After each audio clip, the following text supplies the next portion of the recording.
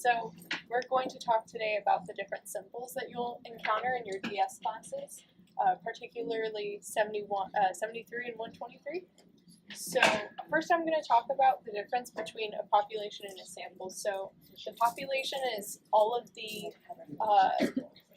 data that falls in that category. So you could do the population of all college students, the population of all astronauts that have walked on the moon, or whatever it is you're studying.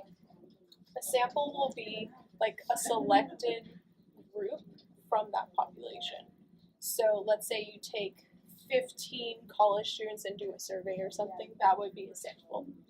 So we're going to run through these side by side, me and Robbie. So first is population size, which is N. So that'll be just all of the number of all of the things or people or whatever it is that fall within that population. So this lowercase n is going to be your sample size, and your sample size will not be the whole population. It's always going to be smaller because you don't need the entire population to have an accurate representation. And we just remember about sample size, like if it's greater than 30, then it's sufficiently large, and we can assume that our underlying population will be normally distributed. And yeah, that's about it.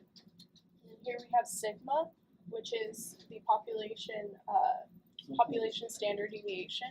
So you might see both of these available on your graphing calculator. They'll have both a sigma and an S if you use the stat function on your calculator. Typically, we go with sample standard deviation, but if you know that what you're looking at is the whole population, then you can go ahead and use this one. So yeah, this S is, as Emily said, your sample standard deviation, and we typically only use it when we don't know the underlying population standard deviation. And yeah, so if your sigma is unknown, then you'll be working with your S. Okay. And then this is the population proportion, so the true population percentage of whatever it is. So you could say the percentage of female college students if you know all of that population. Yeah, and then this p hat, you can also sometimes see these slightly different. P can also be shown as pi sometimes, and p hat, if p was pi, then p hat would just be p. But that p hat is always going to be your sample population proportion. It's usually given. Sometimes they'll give you a fraction and you just have to convert it into a decimal. Like 2 out of 10 would just be 20%. So then here we have population variance, which is just the standard deviation squared.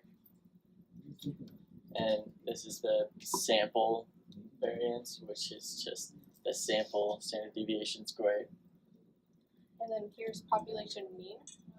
So could be the mean GPA of all college students in the US or something like that. Yeah, and then X bar is just your sample mean. These are both the counterparts to the population proportion. So typically you'll see yourself, you're either going to be working with a sampling distribution of sample means, which is where X bar and mu would come into play, or you'll have a sampling distribution of sample proportions, which is where your p hat and your p's will come into play. And there are some other fun symbols that you guys might want to learn. Degrees of freedom is really simple. It's going to be used for a variety of tests later on, and it's just going to be typically your n-1. There's a couple of exceptions, but that's not till a lot later in the year. And you use that on a t-table, which is one of the charts that you use in 73 and 123. And then there's also alpha, which is usually confidence level. So let's say you want 95% confidence, you take that extra 5%.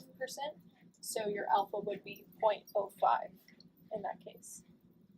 Okay, that's all the symbols for now.